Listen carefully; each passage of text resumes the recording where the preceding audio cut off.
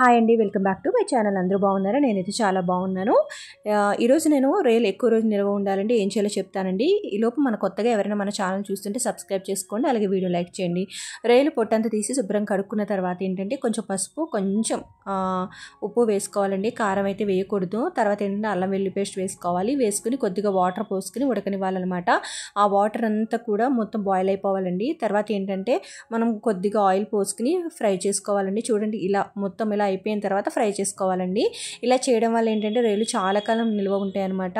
అంటే మనం ఫ్రిడ్జ్ లేకపోయినా సరే బయట కూడా పెట్టుకోవచ్చు. ఒక 10 to 15 రోజులు కూడా మనం పెట్టుకుని బయట వండుకోవచ్చు అనమాట. తర్వాత ఏంటంటే ఇలా కొంచెం నూనె వేసి నూనె వేసిన తర్వాత రొయ్యలు వేగిన తర్వాత కారం వేసుకోవాలండి. కారం వేసుకుని వేగనివ్వాలి.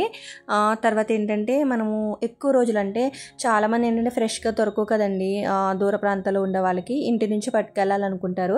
ఇలా పట్టుకెళ్ళడం వల్ల ఏంటంటే మనకి ఎక్కువ రోజులు కూడా నిల్వ ఉంటాయి. అండ్ మనం దీన్నే సాంబార్లో కానీ పప్పులో కానీ ఏదైనా కాంబినేషన్ ఉత్తిగా కూడా తినొచ్చండి. చాలా బాగుంటుంది అనమాట. నేను చెప్తున్నాను కదా, ఒకసారి ట్రై చేయండి.